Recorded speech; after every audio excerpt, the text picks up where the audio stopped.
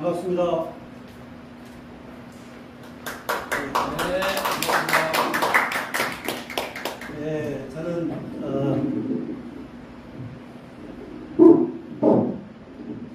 전남동부 기독교교회협의 협동총무 정병진 목사입니다. 오늘 하반기 우리 전남동부 NCC 에큐메니컬 아카데미 하반기 첫 시간인데요. 백승종 교수님을 모시고 오늘 특강을 듣습니다. 원래는 온라인으로 할 생각이었는데 교수님께서 내려오실 수 있다. 그래서 몇 명이 모이든 오프라인으로 기왕이면 직접 대면하면서 강의를 하는 게 좋겠다 해서 오늘 이런 자리를 마련하게 되었습니다. 백승종 교수님을 모시게 된 것은 제가 우연찮게 이 책을 발견하면서 백 교수님을 알게 됐습니다. 그 나라 역사와 말이라는 책인데 이 책이 바로 오늘 강의하실 박막 이창갑 선생을 연구하신 연구서거든요. 아주 젊으셨을 때 쓴 책인데 지금 절판됐습니다. 근데 굉장히 공들여서 영혼을 갈아 넣어서 쓰신 책이라고 아까 만나 뵀을 때 그렇게 들었습니다. 그 정도로 아주 정성을 기울여서 연구하신 책인데요. 이따가 이제 어떤 분인지 이창갑 선생에 대해서는 들으시면 될 것 같고, 백 교수님이 아까 들으니까 10번 가까이 순천을 와 보셔서 이미 아시는 분들도 계실지 모르겠습니다만 확인하는 차원에서 백 교수님을 소개를 드리겠습니다. 백 교수님 전주 출신이시고요. 전북대 사학과를 나오시고 서강대 사학과 대학원을 하시고 독일로 유학을 가셔서 독일에서 학위를 하셨습니다. 보통 독일에 공부하러 가잖아요. 유학을 갔는데 교수님 또 거기서 가르치시기도 하셨더라고요.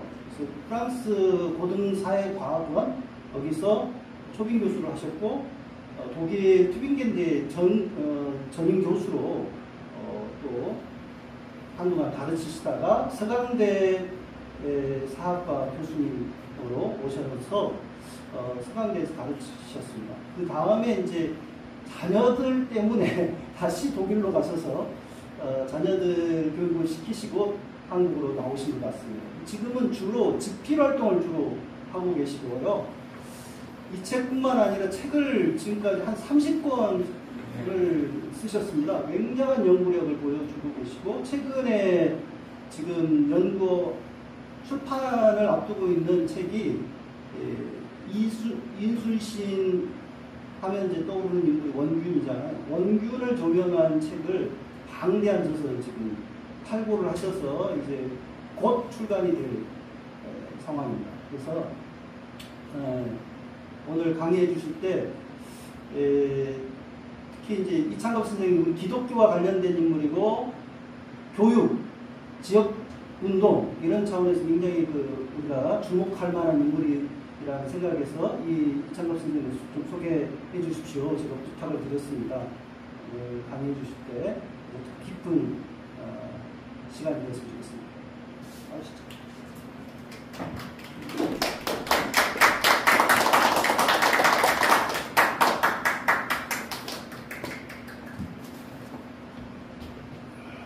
예, 이제 금방 소개받은 백승종입니다. 인사드리겠습니다.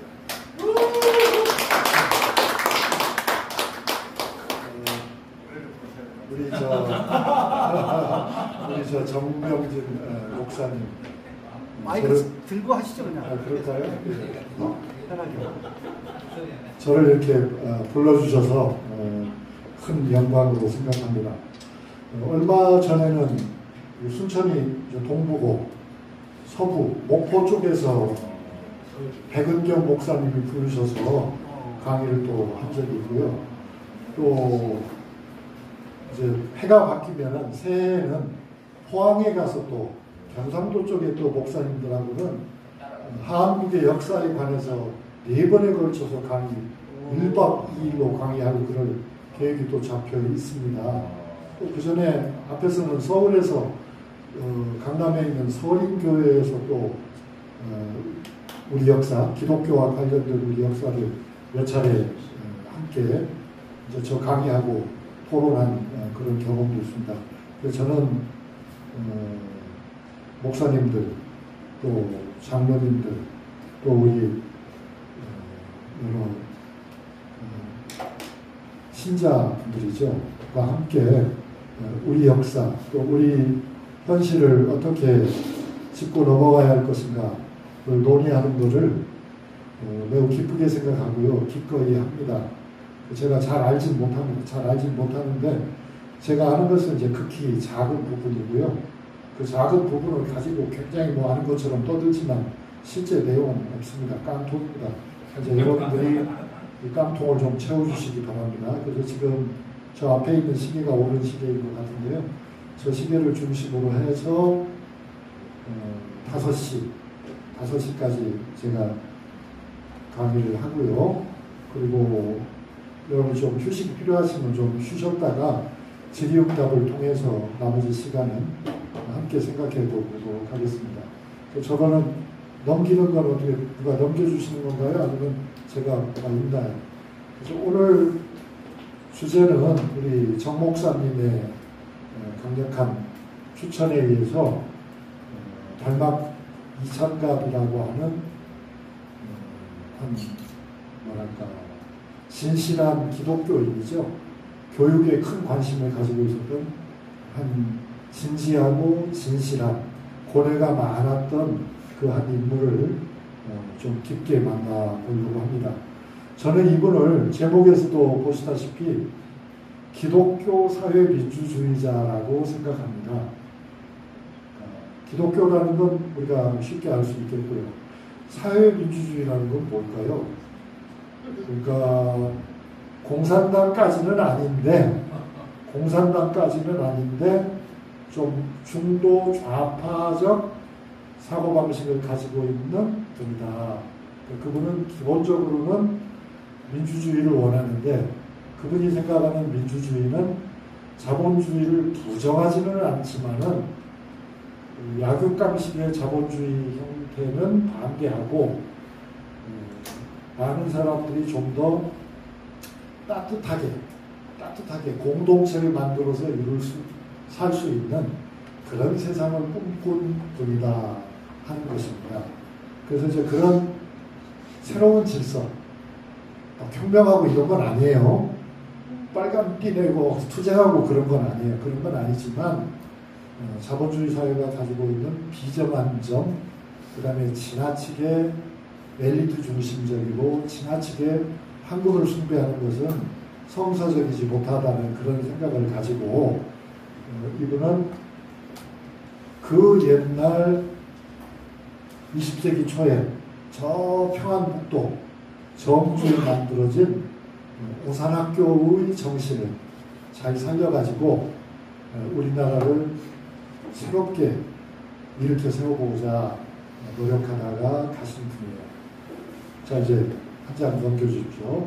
그래서 생김새도 한번 봐야 되잖아요. 이찬갑 선생은 좀 예쁘게 젊은 모습으로 젊은 시절의 사진을 가지고 약간 뽀샵을 하면은 이런 얼굴이 나옵니다. 그래서 굉장히 조용한 분이고 그렇지만 뜨거운 분이고 사색적인 분이고 그리고 뭐랄까 비타협적인 그런 성격의 인물이고요. 오산학교를 다닌 분이에요. 그러니까 오산학교를 만든 창립자가 남강 이순원 선생이잖아요. 그 남강 이순원 선생님 집안의 종손이에요. 그런데 이제 남강 이순원의 집안이라고 하는 게 무슨 양반은 아니고 평민이거든요. 평민이에요, 평민.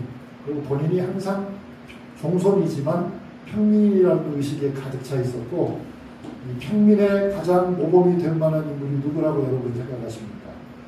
이찬갑 선생은 예수님이야말로 평민의 가장 전형적인 모습이라고 생각했어요.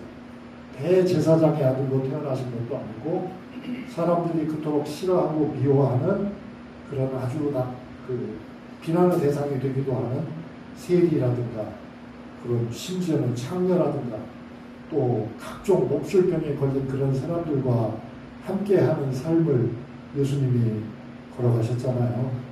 그런 의미에서 이창갑 선생은 진실한 기독교인은 그래야 한다. 그냥 우리의 모범은 예수님이시니까 성서가 우리의 삶의 기반이 되는 거니까 그렇게 이제 이창갑은 생각한 대단히 성서적 인물이었다. 성경을 열심히 읽고 성경의 정신대로 살기를 원했어요. 그래서 이창갑 선생은 도시보다는 농촌을 중심으로 생각했어요. 강자보다는 약자를 중심으로 생각을 했어요. 경쟁보다는 연대를 중심으로 생각을 했어요. 이제 대강 여러분 짐작하시죠? 그런 오늘날의 개념으로 본다면 대단히 생태적인 삶, 협동하는 삶, 실제로 협동조합 운동도 했어요. 소비조합 운동. 자, 한번 넘겨보시죠. 차례를 보시면 오늘 제 이야기를 이렇게 5 부분으로 나눴습니다. 그래서 맨 먼저는 이창갑 선생이 나오게 된 역사적 배경이 있다. 사실 이 부분은 이창갑 선생은 몰랐을 거예요. 이창갑 선생은 몰랐을 텐데 제가 역사를 공부해 보니까 사실 우리 역사, 이거 제가 찾아낸 역사의 진실입니다. 우리 역사의 가장, 제 생각으로는 그래요. 우리 역사의 가장 아름다운 부분은 18세기 후반부터 한국 사회에는 평민시신이라고 하는 게 등장한다. 양반 시신이야 그 전부터도 있었지만 18세기 후반부터는 우리 사회에 광범위하게 평민시신이 형성이 되어 있었다. 그리고 그런 평민시신의 전통이 결국 이어져서 19세기 후반이 되면은 1894년 갑오전에 우리 전라도 지역에서 특히 아주 강하게 부출된 갑오 동학 농민 혁명 있죠. 전라도에서만 일어난 건 아니죠. 전국적 현상이지만 그 핵심은 전라도였는데 그런 그 갑오 동학 농민 운동을 맨 선두에서 이끌었던 대표적인 인물들이라면은 전봉준이 있고 김계남이 있고 손아준이 있고 그 다음에 또 많은 접주들이 있고 그렇잖아요. 그런 분들이 제가 보기에는 바로 평민시신이라는 거죠. 설사 그분들이 양반 출신이라 하더라도 그분들의 사고 속에서는 이미 양반으로서의 특권을 되살리고자 하는 것이 아니라 평민적인 삶, 평민이 중심이 되는 삶, 그걸 추구했다는 점에서 평민시신인데 이창갑 선생도 바로 자신도 몰랐겠지만 그런 평민시신의 흐름 속에서 이창갑이라는 인물이 있었다. 그러니까 그가 만드는 학교, 홍성, 충청남도 홍성에 있는 풀무학교가 있는데 풀무학교에 가면 교훈이라는 게 적혀 있어요. 바윗돌에 뭐라고 하냐면 위대한 평민이라고 되어 있어요. 그러니까 그 학교가 원하는 것이 위대한 평민을 기르는 거예요.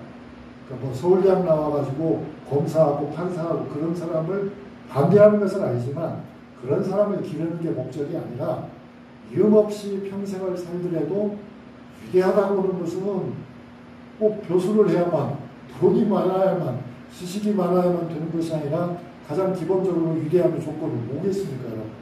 그것은 인격인 거죠. 그 사람 됨인 거죠. 됨됨이가 훌륭한 예수를 닮은 그런 사람을 키우고자 한다. 그리고 그러면서도 그런 고상함을 가지고도 자기 자신을 스스로를 높이 세우는 것이 아니라 가장 낮은 자리에 둘 수 있는 그런 사람. 내가 평민이다라고 할 수 있는 사람. 예를 들면 오늘날 우리가 현실사회에서 볼 수 있는 사람은 누가 있어요? 그 왜 헌법재판관 지낸 사람 중에 무슨 현배라는 사람 있죠? 문현배라고 하는 사람? 그런 사람 보면 그게 평민지식인인 거예요. 그 다음에 돈을 많이 벌었지만 뭐 김장하 같은 분들 있잖아요. 그런 분들이 그게 평민지식인 거예요. 그리고 오늘 이 자리에 제 하찮은 말씀을 들어 와주신 여러 목사님들, 여러분들 정말 존경합니다. 목사님 아니고 평신도도 계시잖아요. 이런 여러분들이야말로 평민지식입니다. 이창갑의 의미에 딱 부합하는 거죠. 사실 이창갑 선생님도 신학교를 갔었어요. 피어슨 신학교에 입학을 했어요. 그런데 피어슨 신학교에 갔다가 공부를 못해서 그만둔 게 아니라 속이 상해가지고 그만뒀어요. 왜 속이 상했겠어요? 왜냐하면 제가 이게 누구를 욕하는 게 아니고 이창갑 선생의 역사를 말하는 거예요. 그 서양에서 온 코가 큰 선교사 분들 좋은 일을 하러 오신 건 맞는데 그 선교사들을 떠받드는 아주 비루하게 떠받드는 많은 조선의 신자들을 보고 화가 난 거예요. 이창갑 선생은. 이게 무슨 예수의 삶이 이런 것이 있는가. 우리가 언제 저자들에게 저분들을 욕하는 게 아니고 저분들은 좋은 일을 하러 오셨지만 이건 아니다. 그리고 온 선교사들에 대해서 다수의 선교사들에 대해서 이창갑 선생이 아주 비판적이었어요. 선교를 하러 왔으면 한국을 제대로 배워라. 한국말로 가르쳐라. 왜 10년이 되고 20년이 됐는데 여전히 영어를 가지고 선교를 하겠다는 건가. 그런 등등의 그거는 예수적인 자세가 아니라고 이창갑은 생각했기 때문에 굳이 내가 목사가 될 필요는 없다. 예수의 삶을 실천하는 사람이 되는 거지. 그래서 신학교를 그만뒀거든요. 그런 역사가 있는 뿐인데 어쨌든 제가 지금 뭔 말을 하려고 하는지 간단하게 설명하는 겁니다. 그는 조선 후기에 시작된 평민스승의 전통을 물려받은 사람이었다. 그런데 그게 한 사람만 그랬던 건 아니에요. 1920년대 후반이 되면 우리나라 당시 일제강점기에 한국에 많은 기독교 스승님들도 은연중에 그 길을 가고 있었어요. 그 중에 가장 대표적인 사람들이 제가 알기로는 다른 또 더 좋은 분도 계시겠지만 제가 알기로는 성서조선 그룹에 속한 분들이 그렇습니다. 대표적으로는 김교신과 황석헌 이런 분들이죠. 그러니까 이창갑 선생은 당연히 그 그룹에 들어가요. 당연히 그 그룹에 들어가는데 그 그룹의 리더는 아니죠. 그 그룹의 리더들은 여러분이 아시는 또 조금 전에 얘기한 김교신, 황석헌 이렇게 잘 배운 일본에 가서 많이 어려운 공부를 많이 해오신 분들이고 이창갑 선생 같은 분은 실제 공식적인 학력은요. 오산학교 다니다가 중퇴한 것이 전부예요. 초등학교 나오고 중고등학교에 해당하는 오산학교에 들어가서 다니다가 말하자면 설립자의 가장 가까운 친척이잖아요. 그런데도 불구하고 자진해서 퇴학을 했어요. 자퇴를 했어요. 그 얘기 나중에 할게요. 아무튼 그 성서조선 그룹의 일원인데 이 이창갑을 비롯한 성서조선 그룹 사람들이 김교신 선생님도 마찬가지예요. 그분들이 원한 게 바로 뭐냐면 우리나라는 우리 한국은 새로운 덴마크가 되어야 한다 하는 거였어요. 덴마크는 뭘로 유명하죠? 오늘날의 덴마크는 의약품을 제조해가지고 잘 먹고 잘 살아요. 그러나 20세기 초반의 덴마크는 농업과 목축업으로 유명했어요. 말하자면 치즈로 먹고 살았던 나라예요. 그러니까 농촌 중심으로, 협동조합 중심으로 살았던 나라거든요. 기독교 중심으로 살았던 나라예요. 그래서 이창갑을 포함한 성서조선 그룹들은 조선의 목표를 제2의 덴마크로 잡고 있었다. 그런 이야기이고요. 그런 점에서 이제 세 번째 얘기는 바로 그런 아주 성서적이고 아주 독립적인 새로운 조선을 만드는데 덴마크와 같은 나라를 만들려고 처음에 잘 달려갔던 학교가 있었다. 그 학교가 바로 이창갑 선생님이 다니던 오산학교였어요. 오산학교는 지금도 서울에 있습니다. 그거는 이제 유교가 일어나서 거기서 도저히 버틸 수가 없으니까 오산학교를 운영하던 그 이씨들 그리고 그 집안의 사위들 이런 사람들이 학교 이름만 가지고 내려온 거예요. 학교 이름만 가지고 내려와서 서울에다가 오산학교를 만들었고 실제 오산학교는 지금 평안도 정주에 있죠. 공사주의 하에서 다른 학교가 되어 있지만 아무튼 그렇다. 그런데 그 오산학교의 정신이 이창갑에게 남아있는데 그 이창갑이 좋아하는 오산학교는 앞에 고생스러운 오산학교를 이창갑은 좋아하고 잘나간 오산학교는 이창갑이 싫어하는 학교예요. 그래서 결국 못생긴 오산학교, 고생하던 오산학교를 한국에서 즉 남한 땅에서 부활하기 위해서 이창갑이 노력을 하다가 그렇게 해서 만든 학교가 충청남도 홍성에 있는 풀무학교예요. 그래서 그 풀무학교를 만든 것부터가 이창갑이 이해하는 성서적 이해는 뭐냐면 도시는 더러운 것, 도시는 퇴폐한 것, 도시는 거칠에만 있는 것. 그러면 진짜는 무엇인가? 진짜는 산골, 진짜는 농촌, 진짜는 버려진 땅. 거기에서부터 복음을 중심으로 한 새로운 생명의 공동체를 만들어야 한다. 거기서 위대한 평민의 나라를 만들어야 된다 하는 것이 이제 이창갑의 꿈이었고 그는 홍성에서 그 꿈을 실현하기 위해서 노력하다가 병에 걸려가지고 사망하는 거예요. 그리고 이제 그 전통이 오늘날의 홍성에 그대로 잘 남아있는지는 제가 판단하기 어렵지만 많은 부분은 살아있는 것 같다. 그런 생각을 하고요. 그러니까 이제 이런 이야기를 통해서 우리는 앞으로 어떻게 살 것인가 그런 것도 좀 얘기해보자 하는 것이 오늘 강의의 뼈대입니다. 뼈대는 다 이해하셨죠? 그럼 이제부터 춤추고 놀아도 사실은 되는 거예요. 왜냐하면 지금 말씀 벌써 여러분들 표정을 보니까 뭐 길게 설명하지 않아도 대강을 알 것 같다는 그런 것 같아요. 맞죠? 넘겨주세요. 그래도 뭐 강사까지 주면서 사람을 불렀으니까 그냥 뭐 15분 만에 강의를 끝낼 수는 없잖아요. 한 장 더 넘겨보세요.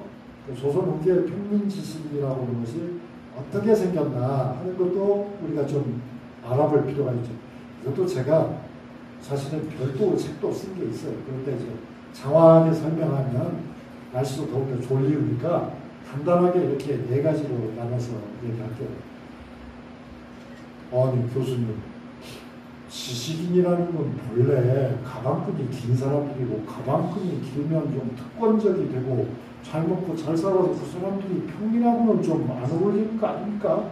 이런 생각을 할 수 있죠. 맞습니다. 그렇게 보기 쉬워요. 그런데 우리나라에서는 18세기 이후에 근데 왜 이 숫자가 또 18이냐고요? 17이면 내가 말하기가 쉬운데 왜 18이냐고요? 하여튼 다른 뜻으로 듣지 마십시오. 하여튼 18은 18입니다. 그 18세기에 평민지식이 나타나게 된 배경은 따지고 보면 어디서부터 시작하냐면 세종대왕에서부터 시작해요. 세종대왕이야말로 우리가 대왕이라고 하잖아요. 세종이 15세기 인물인데 세종은 당시 우리의 상태, 사회, 경제, 문화적인 상태를 아주 세종은 비관적으로 봤어요. 아주 비참하다고 생각했어요. 그래서 그거를 바로잡기 위해서는 장기적으로 유교화 프로젝트를 시작해야 된다고 세종은 생각했어요. 유교화. 그 당시 우리나라는 껍데기만 유교 국가고 실제로는 유교 국가가 아니었어요. 예를 들면 어떤 식이었냐면 보통 사람들이 부모님이 연세가 들어가지고 노동력이 없으면 보통 사람들이 어떻게 할까? 고려장을 해버렸다. 실록에 나와요. 그리고 일반 백성들은 먹고 살기가 힘들어서 흉년이 들으면 고향을 떠나요. 고향을 떠나는데 어린 애들이 따라오잖아요. 그럼 따라오는 애들을 어떻게 했는지 여러분 보시죠. 나무에다가 새끼줄로 묶어놓고 가버렸어요. 지 새끼들. 그걸 임금님이 알고서 엄청난 충격을 받았어요. 이거 안 된다. 이건 도대체 노가 뭔지도 모르고 충이 뭔지도 모르고 열이 뭔지도 모르고 이렇게 야만적일 수가 없구나. 그래서 유교화 프로젝트, 한국을 전적으로 성리학적인 국가로 만들기 위해서 세종이 모든 힘을 기울여요. 그리고 그 노력의 가장 결정적인 부분이 사실은 한글의 한글입니다. 세종대왕이 한글을 만든 것은 유교화를 위해서 만든 거예요. 왜냐하면 유교적 가치를 백성들이 모르면은 유교적인 국가가 될 수 없잖아요. 말하자면 성서를 시민들이 읽지 않으면 기독교 국가가 될 수 없는 거 아니에요. 그래서 마틴 루터가 독일어로 번역한 거 아닙니까? 그렇듯이 세종도 오로나 맹자를 한글로 읽히지 않으면 이 백성이 언제 공자님, 맹자님 말씀을 할 수 있겠나. 그래서 사실은 한글을 그리고 그렇게 해서 수백 년이 내려가다 보니까 세종은 죽은 지가 오래됐지만 실제로 나라가 바뀌는 거예요. 16세기가 되면 여러분이 아시는 것처럼 사립파가 등장해서 옛날에 때묻은 정치가들과는 다른 모습을 보여주죠. 길게 설명할 시간은 없습니다. 가령 성암 조광조 같은 사람 생각하시면 되죠. 이상적인 정치를 하고자 목숨을 건 사람들이 많이 나와요. 그게 유교화의 긍정적인 면이죠. 부정적인 면도 있지만 지금 제가 초점을 딱 맞춰서 했잖아요. 조선 후기에 평민 지식인이 어떻게 등장했나. 그런 흐름이 내려가는 거예요. 그러다 보니까 이제 18세기쯤 되면은 막 전국 각지에 서당이 들어서 가지고 세 개 마을이면은 세 개 마을이 있으면 한 25집 사는 세 개의 마을이 있으면 그 중에 하나는 반드시 서당이 있어요. 그 남자라고 생긴 사람들은 양반은 물론이지만 일반 평민들도 다 몇 달이든지 서당을 다니는 그런 세상이 되는 거예요. 그러니까 평민 중에서도 똑똑한 사람은 양반 못지않은 지식을 갖게 되고 양반 중에서도 여러 대 동안 가난해진 사람들은 그런 평민들과 어울리면서 평민적인 사고를 하게 돼요. 이제 그러한 상황에서 복음이 들어와요. 서학이 들어오니까 많은 탄압 속에서도 지금 여기 모여계신 여러분들은 다 프로테스탄트지만 그러나 사실 캐톨릭하고 차이가 있기는 있지만 근본적인 차이는 없잖아요. 다 예수님 생각하고 다 성서적인 가르침대로 살려고 하는 거 아닙니까? 다 신앙의 동지 아닙니까? 그런 서학이 들어왔을 적에 조정에서 막 탄압을 하니까 양반 신자들은 다 도망가 버려요. 결국은 누가 남겠어요? 평민이 남죠. 양반 신자들은 다 도망가고 평민들이 남아요. 그래서 그들이 결국 기독교를 지켜가는 거죠. 그런 뿌리가 있었기 때문에 19세기에 미국에서 선교사가 왔을 적에 기독교가 확 퍼지는 거예요. 만약에 그런 밑거름이 없었으면 선교 엄청 어려웠을 겁니다. 그리고 토대가 있는 거죠. 그런 상황인데 그렇게 이제 넘어가는 과정에서 우리가 흔히 놓치고 있지만 아주 중요한 사실이 뭐냐면 그런 서학의 영향도 받고 본래 전통적인 사상의 영향을 받고 그런 것들이 합쳐져 가지고 여러분이 혹시 아실지 모르지만 조선 후기에는 베스트셀러가 정감록이에요. 정감록이 뭐냐? 예언서예요. 예언서가 뭡니까? 성서에도 다 예언서가 나오지 않습니까? 앞으로 이런 일이 일어나리라.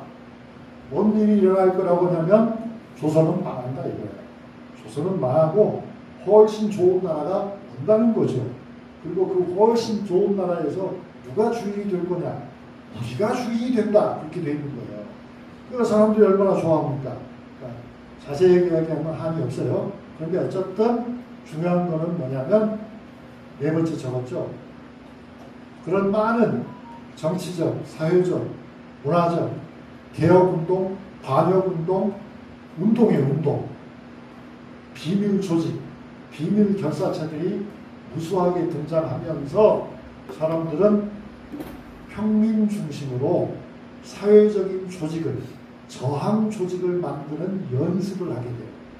하나 더 넘겨주세요. 그 연습이 결국은 동학을 만들어요. 동학이 갑자기 나온 게 아니라 이미 100년 넘게 실험을 해봤어. 정부와 물리적으로 싸움을 해봤어.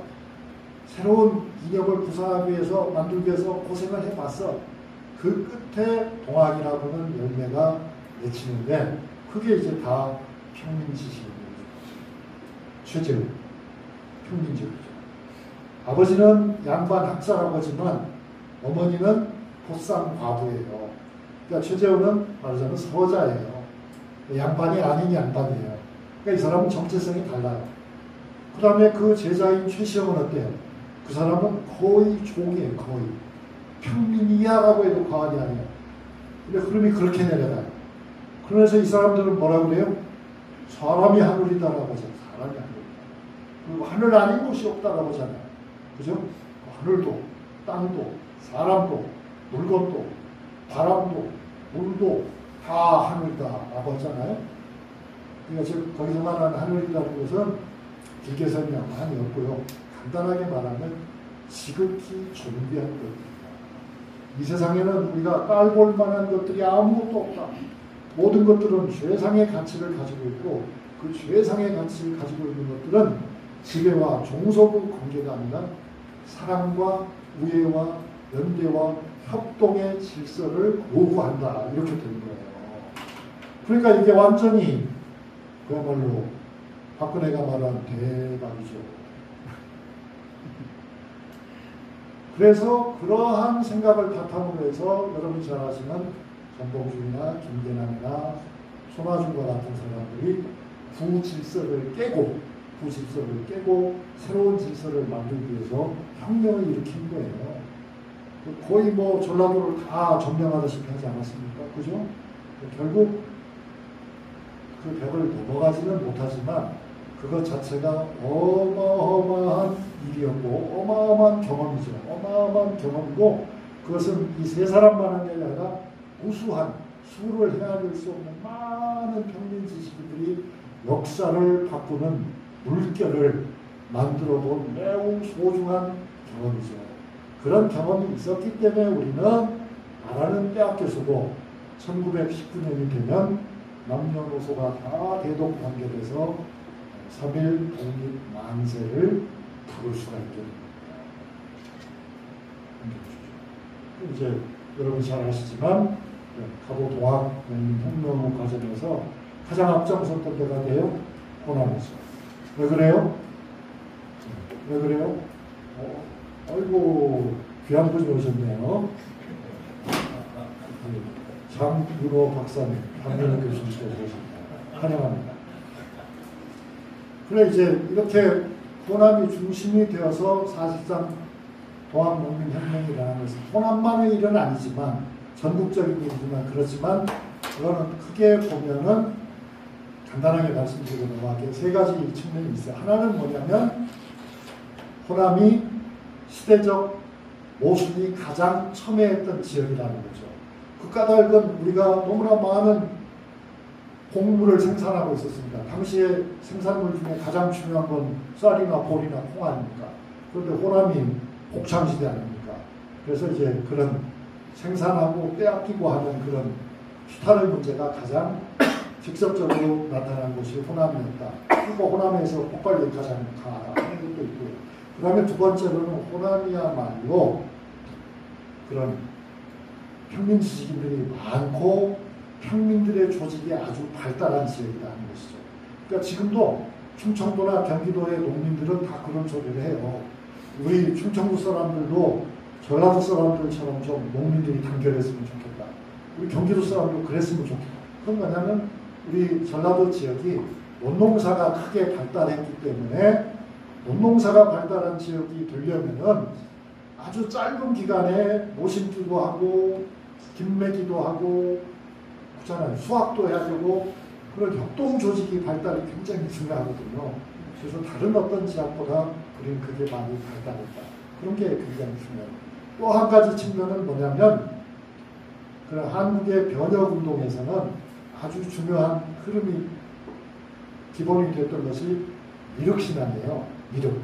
미륵이 오실 거다라는 말하자면 복된 새하늘과 새 땅이 열릴 거라는 기대 이것이 한국의 미륵 하생신앙인데 그 미륵 하생신앙의 출발지가 호남이고 가장 인기가 있는 곳이 또한 호남이에요. 그래서 그런 생각이 강한 데다가 풍수지리가 또 가장 발달한 지역이 호남이거든요. 그런 여러 가지 이유 때문에 호남이 중심이 됐지만 호남만의 일은 아니고 크게 보면 전국적인 차원에서 다 고만고만한 일이었습니다. 지금 핵심은 평민시식이에요. 연결주소. 그런 평민시식인의 흐름을 1920년대 이후에 한국의 기독교에서도 수용을 하게 되는데 여러 사람들이 수용했지만 가장 제가 주목한 것은 성서조선 그룹이에요. 성서조선 그룹. 이분들이야말로 사실은 성서 일본 그룹에서 파생된 거예요. 성서 일본 그룹은 또 뭐예요? 그거는 여러분이 잘 아시겠지만 우치무라 간조라고 하는 일본의 신학자가 있잖아요. Non Christian Church Movement. 그죠? 그걸 우리가 보통 무교회 운동이라고 하잖아요. 그러니까 무교회 운동을 우치무라 간조가 전개한 근본적인 이유가 뭐예요? 그것이 바로 선교사에 대한 불만이었어요. 서양의 선교사들이 오면 아무리 기독교를 전파한다 하더라도 당신은 서구 제국주의죠. 제국주의 시대였기 때문에 선교사 한 분 한 분이 제국주의의 앞잡이라고 할 수는 없죠. 그럴 수는 없지만 전체적으로 보면 역시 선교사를 파송한 국가의 국가적 이익을 대변하는 점이 없지 않은 거예요. 그리고 그것은 아무래도 서구 우월주의의 그런 흔적을 지우기 어려운 면이 있는 거예요. 그래서 기독교 좋아. 그러나 그 기독교를 제대로 받아들인 성서 일본 얘기하는 거죠. 제대로 받아들인 일본 사람이 있다면 일본 사람이 운동을 하면 되지. 구태여 선교사를 도움을 받을 필요가 없잖아. 그렇게 생각하는 흐름도 있고 그 다음에 또 이 사람들은 어떻게 생각하냐면 교회라고는 조직이 굉장히 중요하긴 한데 이 조직을 강화하고 보니까 신앙을 유지하는 것보다는 조직을 유지하는 것이 더 중요한 문제가 되는 것 같다. 그러면 성서의 본질적인 측면에서 우리가 너무 벗어나는 것이 아닐까 하는 그런 비판이 일어나요. 그래서 이제 우치무라 간조와 같은 사람이 성서 일본 운동을 했는데 그때 우리나라에서 많은 유학생들이 일본으로 갔잖아요. 왜냐하면 신문부를 배워가지고 우리도 좀 훌륭한 나라를 만들어야 되겠다는 생각을 했으니까요. 그때 가장 대표적인 인물이 여기 나와 있는 6명이에요. 이 6명이 끝까지 같은 길을 가지는 못해요. 하지만 이분들이 대부분 다 일본에서 고등사범학교, 도쿄 고등사범학교를 나왔어요. 고등사범학교란 뭘까요? 사범학교 위에 고등사범학교가 있는 거예요. 사범학교는 교사를 기르죠. 어떤 교사를 길러요? 초등학교 교사를 기르잖아요. 그러니까 고등사범학교는 중등학교 교사를 기르는 거예요. 즉 중학교나 고등학교에서 가르칠 수 있는 선생님을 키우는 학교예요. 그래서 그 고등사범학교라고 하는 이름 자체가 사실은 유럽에 있는 말이에요. 유럽에 있는 말을 일본식으로 바꾸어서 한 건데 이 학교가 일본에서 굉장히 훌륭한 학교였어요. 엘리트들이 다니는 학교예요. 고등사범학교가. 그런데 그 고등사범학교에 우리 한국의 지식인 중에도 다닌 사람들이 있었다. 예를 들면 제일 먼저 고등사범학교로 아마 나온 사람 중에 하나가 그 다섯 위원고 선생님일 거예요. 제가 얘기하면. 또 위원고 말고도 김아무개라고 하는 분도 있고 그 다음에 이제 이렇게 성서 조선을 만든 김교신이나 함석헌이나 이분들이 다 고등사범 출신이에요. 그래서 그 고등사범을 다니는 동안에 우치무라 간조 그룹으로부터 엄청난 영향을 받고 귀국을 한 다음에는 우리는 성서 일본은 필요 없고 뭐가 필요하겠어요? 그때는 조선이라고 아직 부를 때였기 때문에 우리는 성서 바탕 위에 조선을 만들자. 성서 조선을 만드는 거죠. 한 장 넘겨주세요. 이제 정리를 해보면 그런 거죠. 그 당시에는 사실 1919년에 독립만세운동이 누구도 짐작하지 못했던 만큼 엄청난 반향을 일으킨 거예요. 그러니까 독립을 찾지는 못했지만 독립을 되찾지는 못했지만 우리 스스로가 깜짝 놀란 거예요. 야, 우리가 정말 이렇게까지 할 수 있었어? 우리가 한 달 동안 노래를 만세를 부를 수 있었어? 우리가 저 백두산 끝에서부터 저 밑에 부산까지 모두 일어나서 고함을 지을 수가 있었어? 야, 우리가 남녀를 넘어서 모소를 떠나서 지식의 유무를 떠나서 이렇게까지 독립을 향한 욕망이 강했던 거야? 나도 몰랐다. 너도 몰랐지. 이렇게 된 거야. 그러면서 이제 이 사건을 겪고 난 다음에 한국 사회에서는 아주 다양한 방식의 운동이 일어나요. 그 운동 중에 하나가 몇 년 뒤에 성서 조선 운동으로 나오게 되는 거예요. 그래서 이분들의 생각은 뭐냐면 우리는 기독교를 통해서 성서를 통해서 거듭나겠다. 우리는 성서를 통해서 한 사람 한 사람이 말하자면 씨알이 되겠다. 성서적 의미의 씨알이 되겠다. 그리고 그렇게 되면 이 세상에 어떠한 강력한 정치적 지배자도 우리를 구속하지 못할 것이다. 우리는 완전히 새로운 이 지구상에 완전히 새로운 기독교 역사를 쓸 수 있다. 써야 된다. 우리에게는 양적인 선교가 중요한 게 아니라 속도전이 중요한 것이 아니라 질적인 변화의 과정이 필요하다. 그런 운동을 시작하는 거예요. 그래서 여러분들이 다 읽어보셨겠지만 성서 조선의 제1권의 권고원을 보면 그런 말이 나와요. 우리는 속도가 중요한 게 아니다. 우리는 선교 성과가 중요한 게 아니다. 단 한 명이라도 제대로만 바꿀 수 있다면 그것이 정말 성공이다. 그렇게 되면 한 명이 두 명이 되고 두 명이 10명. 그래서 제가 오늘도 정병진 목사님이 아유 교수님 오늘 어쩌고 여러 가지 이유로 해서 오실 분이 별로 없다. 그래서 제가 이 성서 조선을 많이 읽은 사람이잖아요. 목사님 걱정하지 마십시오. 한 분만 오시고 한 분만 오시고. 근데 이렇게 구름처럼 많은 분들이 오셨으니까 오늘 저는 실패한 겁니다. 한 분만 정병진 목사님 딱 한 분만 있었어야 되는 겁니다. 넘겨주십시오. 그렇게 됐기 때문에 이 성서조선 우찌무라 간조 보이죠? 근데 이 우찌무라 간조는 여러분 우찌무라 간조가 누군지 잘 아세요? 이분이 영어를 잘해요. 이분이 영어를 잘해요. 어떻게 영어를 잘하냐고요? 이번에는 제가 시계를 보고 있습니다. 5시까지 강연을 하고 그 다음에 좀 쉬었다가 집에 나갈 거거든요. 아니 지금부터 더 해달라고 하지 마시고요. 이분이 우찌무라 간조 얘기하는 거예요. 우찌무라 간조가 이른바 난가쿠, 일본에서는 하라나, 즉 일본에서는 서양학을 공부하는 사람들이 17세기 이후에 점점 늘어났어요.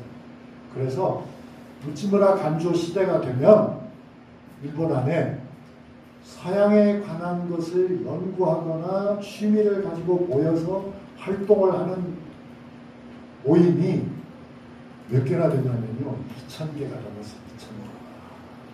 그러니까 여러분들은 지금까지 학교에서 완전 잘못 배웠어요. 뭐라고 배웠어요? 일본은 우리나라보다 한 30년 먼저 메이지 유신을 해가지고 원숭이들이 갑자기 문명이 됐다. 거짓말이에요. 완전 거짓말이에요. 일본은 이미 메이지 유신을 하기 전에 우찌무라 간조 같은 사람들이 2,000명이 넘었어요. 그래서 그 사람들이 이미 다 서양말을 배웠어요. 그뿐만 아니라 이미 18세기 후반 아까 제가 말씀드린 우리나라에서 평민 스승이 등장할 때는 일본에는 서양 의사들도 많았어요. 진짜로 서양 의술을 배운, 그것도 서양 사람한테 직접 배운 서양에서 의사가 가가지고 그들에게 실제로 의학을 가르쳤어요. 그러니까 우리의 통신사들은 그런 걸 가가지고 한 개도 알아보지도 못하고 왔어요. 그러니까 정보 파악 능력 꽝이에요, 꽝. 그런데 우리가 자랑스럽게 생각하는 다산 정약용과 같은 사람은, 다산 정약용 여러분도 존경하고 저도 엄청 존경하는데, 그이가 쓴 목민심서, 흠음심서 이런 훌륭한 책들이 있지만은 그분의 다산 여유당 전설을 보면 뭐라고 하냐면, 다산이 하는 말에 일본이 우리나라를 쳐들어올 일은 절대 없다. 이유는 일본이 이제 드디어 성리학이라고 하는 훌륭한 학문을 배워가지고 유교를 제대로 알기 때문에 예를 낳는 사람들이 어찌 이웃나라를 쳐들어오겠는가. 그럴 일은 전혀 없다. 이렇게 바보 같은 소리를 하고 있었어요. 왜? 여러분, 우리의 최고의 선각자가 이웃나라에서 무슨 일이 벌어지고 있는지를 전혀 모르겠어요. 전혀. 해마다 사신이 가는데 아무도 몰랐다. 바보들 아니? 그놈들 다 목을 베야 되는 거 아니? 사신을 보내는 건 스파이를 하라는 것이지. 남의 나라에 가서 잘 먹고 대접만 받고 오라는 뜻은 아니잖아요. 죄송합니다. 조금 제가 아무튼 그러한 흐름 속에서 우치무라 간조는 맨 처음에는 네덜란드 말을 배웠고 네덜란드 말을 배워가지고 보니까 영어가 아니면 안 되겠다 해서 영어를 배웠어요. 그러니까 저는 지금 성서 일본을 얘기한 거죠. 우치무라 간조를 비롯한 일본의 이른바 무교에는 첫 번째 창립자부터 영어가 주창했어요. 그래서 서양 사람들이 벌써 우치무라 간조를 대단한 신학자라고 인정을 해줬어요. 왜냐하면 유럽 여행을 하면서 미국 여행을 하면서 영어로 유창하게 말을 하고 훌륭한 영어로 자기 의견을 발표를 하고 하니까 인정을 안 할 방법이 없잖아요. 안 그래요? 그 제자가 김교신 등이에요. 그래서 김교신 등도 공부를 죽어라고요. 영어도 열심히 공부하고 독일어도 열심히 공부하고 히라보도 열심히 공부하고 라틴어도 열심히 공부하고 일본어도 열심히 공부하고 그래서 성서를 제대로 이해하고 세상 돌아가는 걸 정확하게 이해하기 위해서 많은 노력을 했어요. 여러 목사님들 그리고 여러 그 신앙의 동지 여러분들께서도 그런 노력을 하고 계실 줄 믿습니다만 더 많이 해야 돼. 더 많이. 더욱더 많이 해야 돼. 넘겨주세요. 그래요. 그럼 큰일 납니다. 넘겨주세요. 그래서 이 성서 조선은 성서 바탕 위에 조선을 세우자.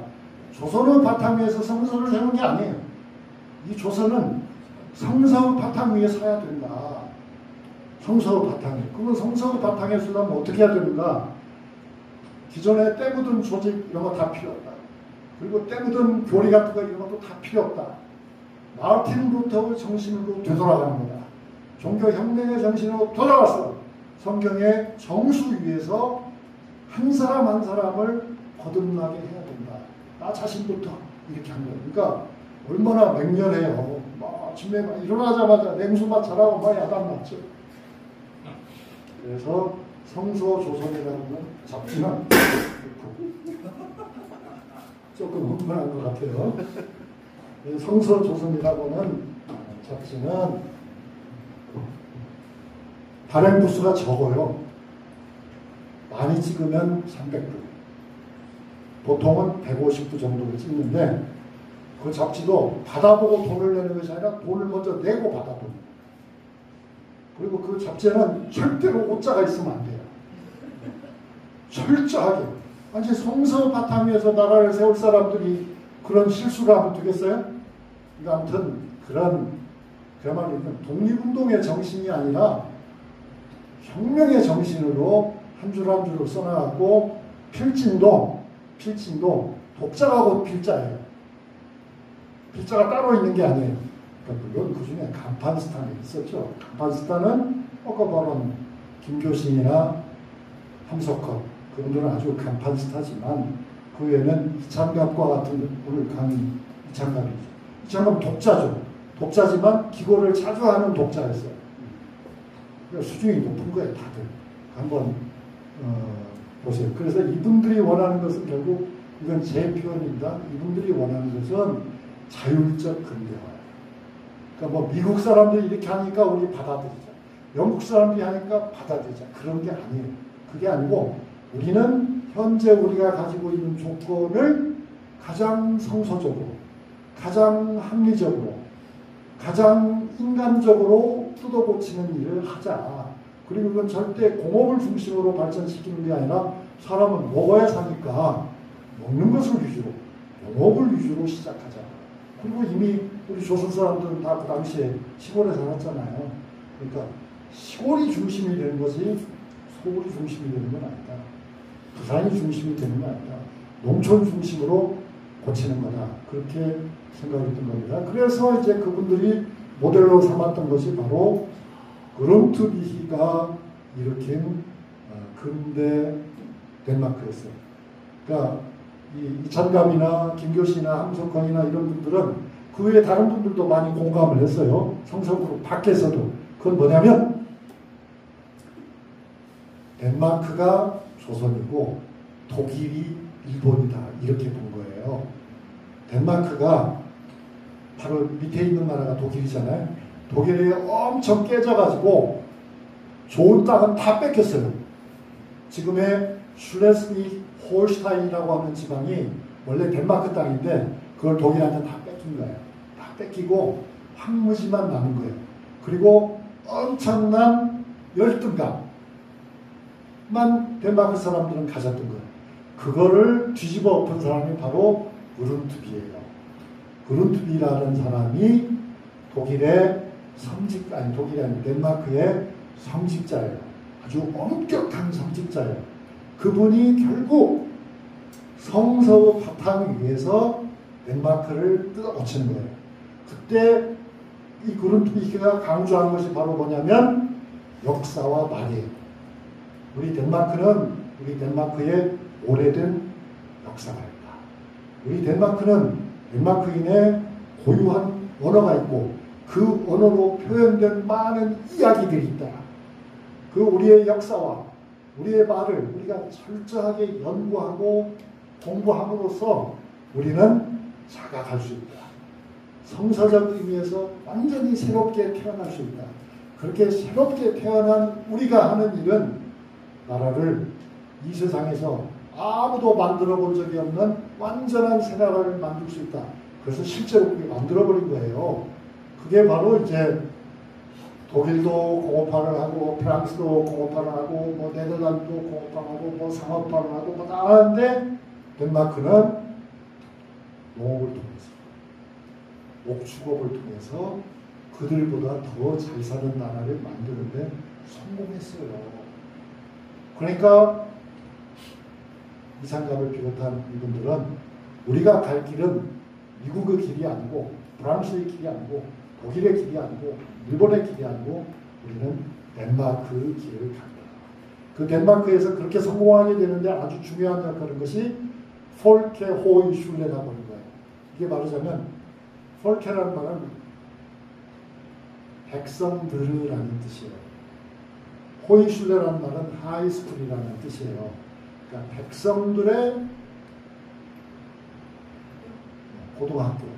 근데 지금 고등학교가 아니고, 그러니까 말하자면 백성들의 인문학교죠. 시민의 인문학교죠. 시민의 인문학교를 만들어서 사람들이 게으름을 벗어나게 하고 열등감을 벗어나게 하고 자기 자신의 얼굴을 되찾게 함으로써 만든 결과일까.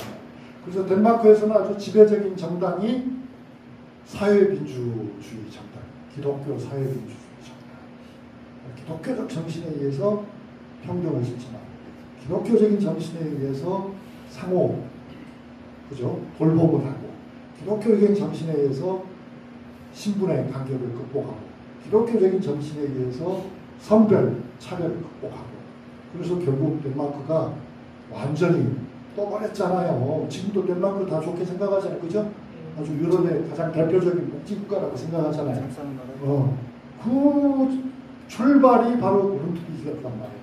그러니까 그 그룬트비히 자신은 농업을 강조한 것도 아니에요. 목축업을 강조한 것도 아니에요.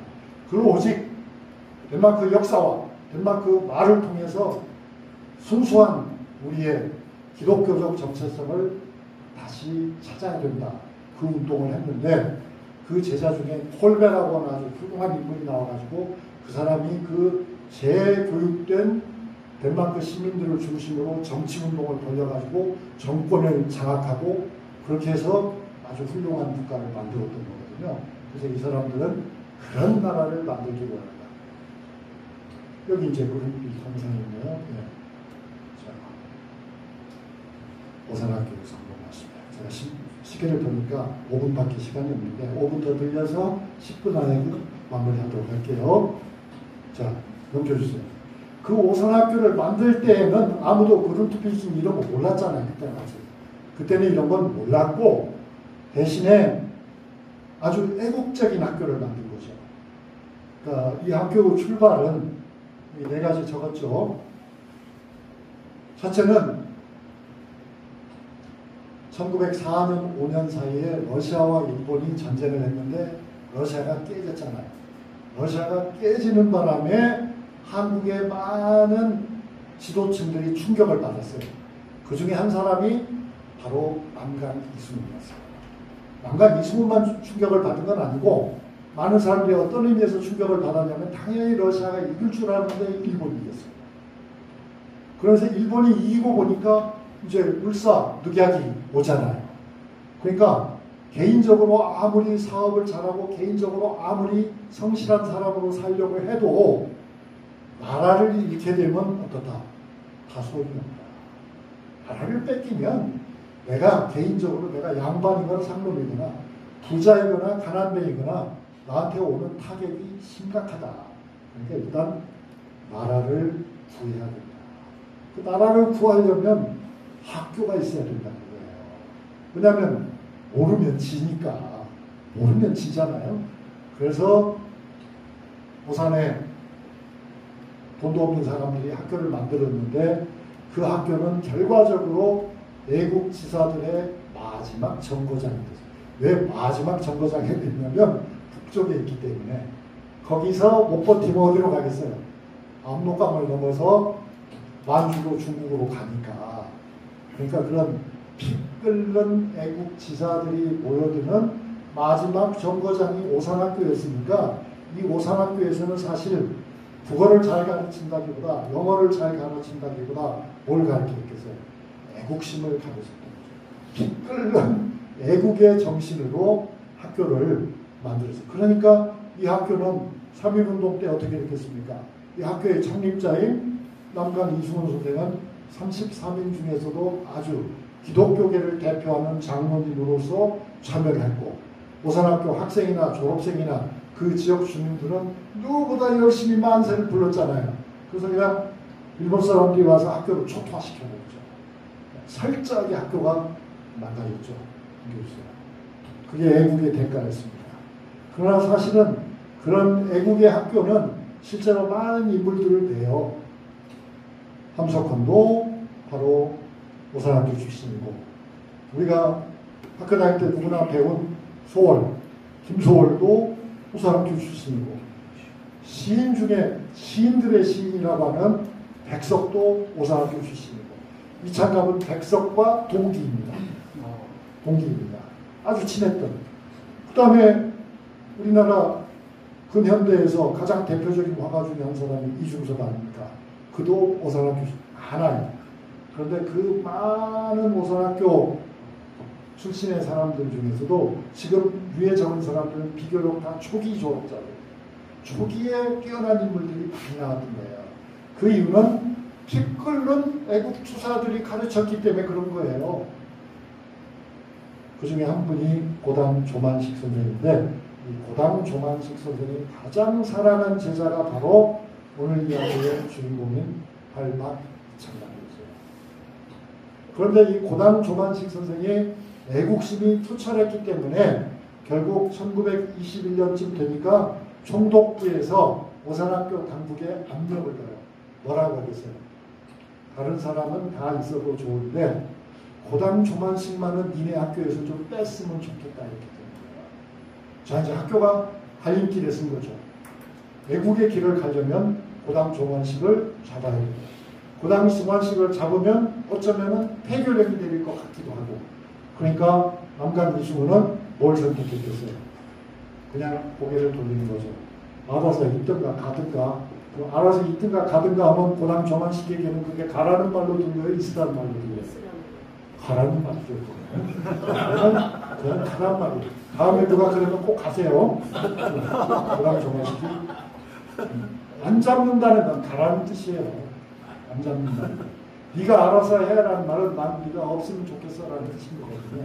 그래서 고담 조만식이 떠나요. 그래서 이창갑도 떠나요. 우리 선생님을 지키지 못한 학교는 이미 죽은 학교. 그리고 이미 이것은 타협을 한 거예요. 악의 세력과 타협을 한 거예요. 이 학교가 망하나 흥하나 내가 보자. 어떻게 했어요? 겉으로는 흥했죠. 왜냐하면 일제의 타협을 시작했기 때문에 일제가 말을 잘 들으니까 혜택을 막 줘요. 그래서 학교는 엄청나게 발전했어요. 막 수영장이 있고 실험실이 있고 뭐 영상기가 돌아가고 뭐 막 의사가 배치되고 뭐 학교가 어마어마해져요. 그걸 보면서 지금 이야기의 주인공은 이창갑입니다. 이창갑은 어떻게 생각해요? 이거는 사람들은 다 오산학교가 이제 전성기를 맞았다고 하지만 나 이창갑이 보기에는 어떻다? 이 학교는 폐교를 해야 된다. 이런 학교를 만들려고 우리가 했던 것인가? 이러려고 했던 건가? 이건 아니지 않는가? 차라리 이렇게 할 바에는 안 하는 게 낫지. 그게 이창갑의 울분이었어요. 넘겨주세요. 그래서 그는 결국 넘겨주시면 감사하겠습니다. 이제 초기 학교 모습이고요. 또 넘겨주세요. 이것도 이제 넘겨주셔도 돼요. 그러니까 이제 그런 갈등들이 많이 일어나요. 갈등들이 많이 일어나서 결국 이창갑은 내가 기억하는 오산학교의 초기 모습, 고담 조만식 선생이 쫓겨나기 이전에 오산학교가 필요하다 우리에게는 그런 학교라야만이 이 나라를 세울 수가 있다. 다시 세울 수가 있다. 그래서 그가 오색 끝에 만든 학교가 지금 학교 홍보하러 온 거 아닙니다. 충청남도 홍성에 있는 풀무학교거든요. 그 학교가 왜 풀무학교냐면 그 학교 자리가 원래 아무것도 없는 말하자면 산기슭의 땅인데 마을에 전해 내려오는 바에 따르면 거기가 풀무간이 있던 자리래요. 풀무간은 여러분이 아까 어떤 분이 말씀하신 데 어떤 목사님이 창을 녹여서 낫도 만들 수 있고 그죠? 그 다음에 칼을 녹여서 보습을 만들 수도 있잖아요. 그러려면 많은 숯이 필요하잖아요. 땔감이 필요하잖아요. 그러니까 풀무간이 대체로 산을 끼고 있었던가 봐요.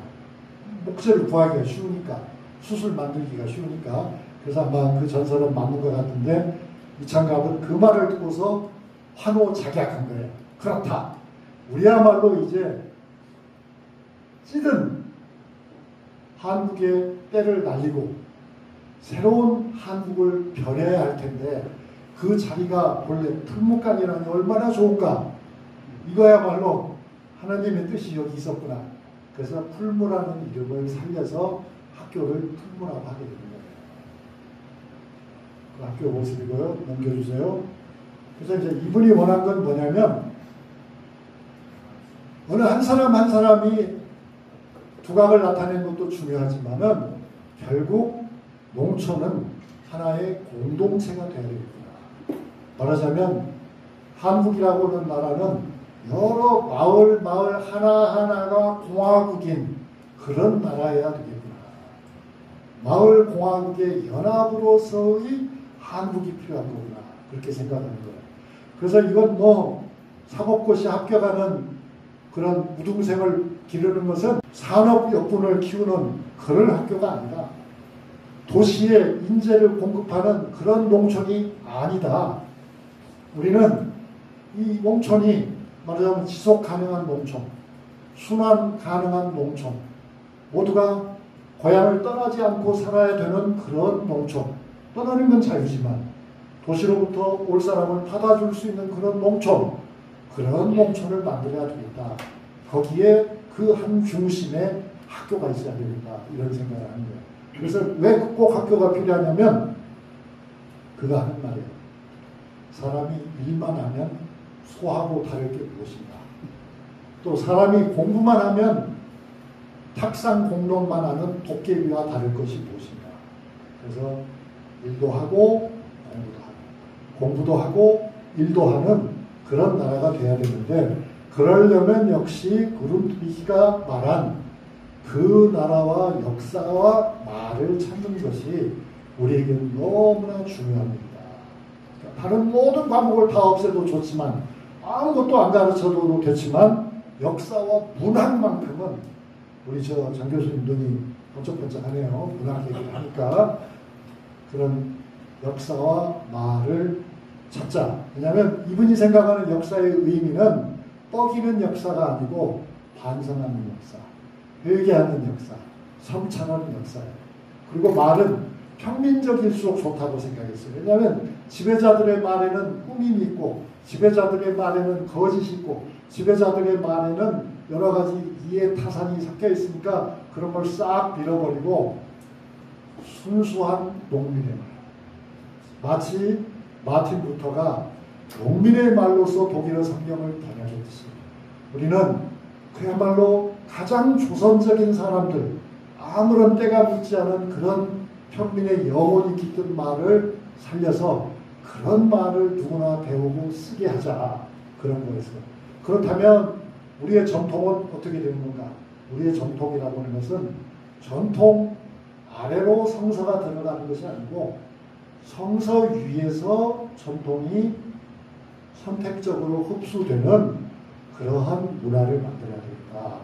그래서 이제 이것이 오늘날로 말하면은 글로컬리즘이에요. 한편으로는 모두가 다 하나님의 자녀니까 글로벌라이제이션을 추구하는데 그 글로벌라이제이션의 중심이 미국이 아니고 마을이 중심이 되는, 로컬이 중심이 되는 글로벌라이제이션을 이 생각으로 추구했던 거예요. 그러니까 땅을 살리는 농사를 지어야 되니까 뭐예요? 함부로 모든 생명체를 파괴하는 아주 독성 강한 농약을 쓰면 되겠어요? 안 되겠어요? 그렇게 하면 안 된다. 함께 살아야 됩니다. 메뚜기도 함께 살고 지렁이도 함께 살고 개구리도 맹곰이도 함께 살아야 되니까 이런 것들이 결국 우리나라에서 유기농업이 지금은 상당히 발달했는데 그걸 가장 먼저 선진적으로 받아들인 것이 바로 풀무학교거든요. 그리고 그들은 소비조합 운동을 옛날서부터 했습니다. 넘겨주세요. 그래서 이제 풀무학교 생협이라는 것이 지금도 있거든요. 50년대 시작해서 또 하나 넘겨주세요. 그래서 결국 풀무라고 하는 학교는 민족의 풀무감이 되기를 원했다. 그것을 아직 그 역할을 하고 있는지는 제가 모르겠습니다만 어쨌든 뜻은 그렇다는 거죠. 그래서 본래는 학교를 못 가는 아주 가난한 중학교 정도의 교육을 목표로 했는데 오늘날에는 중학교는 이제 필요가 없고 고등학교 그리고 풀무 전공부라고 하는 일종의 전문학교도 있고요. 유기농 운동을 하고 소비조합 운동을 열심히 추진한 그래서 그 지역에 가면 그런 단체들이 무척 많습니다.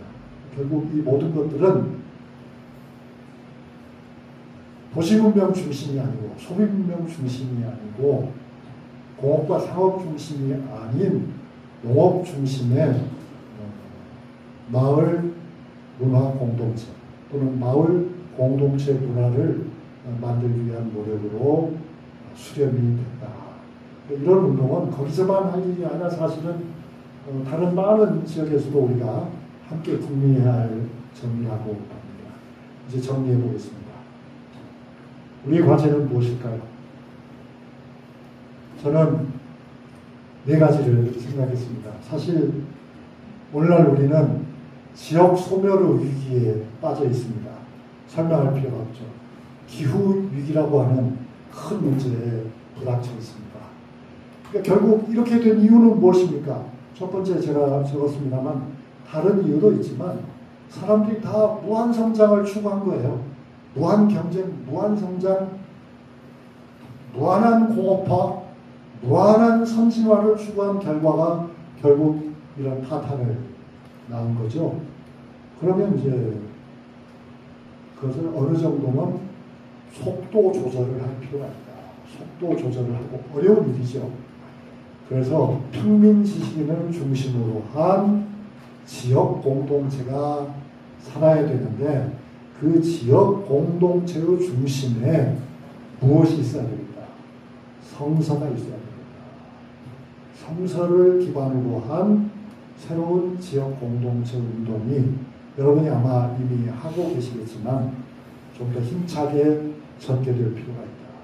그리고 그런 운동은 고립적인 것으로는 효과를 낼 수가 없으니까 지역 간의 연대, 국가 간의 연대라고 하는 그런 방식을 선택해야만 좀 더 성과가 있을 것 같다 하는 생각을 해봅니다. 그래서 지금 우리가 살고 있는 방식은 다들 시장을 뽑을 때마다, 국회의원을 뽑을 때마다, 대통령을 뽑을 때마다 뭐라 하면 경제가 살아야 됩니다. 대기업이 살아야 됩니다.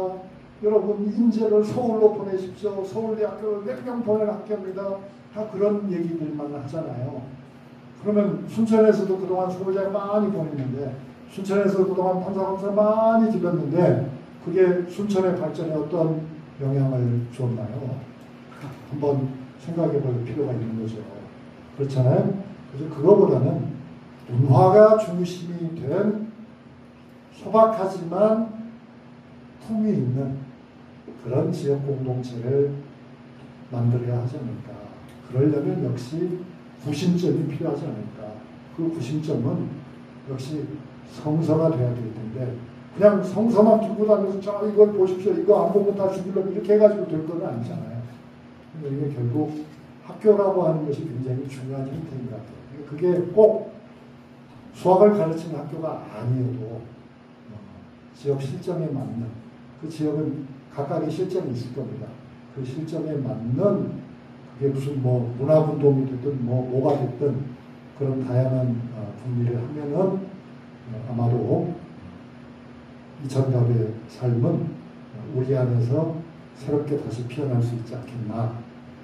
아주 긴 이야기인데 아주 짧게 말씀드렸습니다. 고맙습니다, 여러분.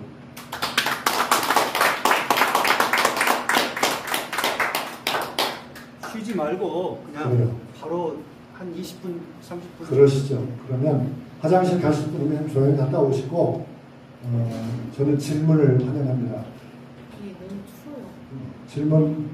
질문하시면, 그러니까 이제 질문이라고 제가 말씀드리는 건 뭐냐면, 이 강의를 듣고서 여러분에게 떠오른 소감을 말씀해 주셔도 되고요.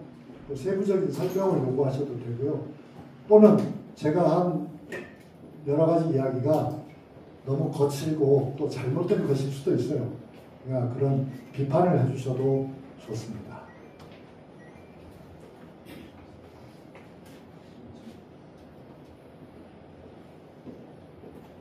네, 목사님. 여수에서 전도사로 일하고 있는 최선현이고요. 그 기사 같은 거 봤을 때 그 한 사람을 인격적으로, 그 교사한 사람이 인격적으로 학생들을 대하려면 그 수가 한 70명 정도다. 그래서 입학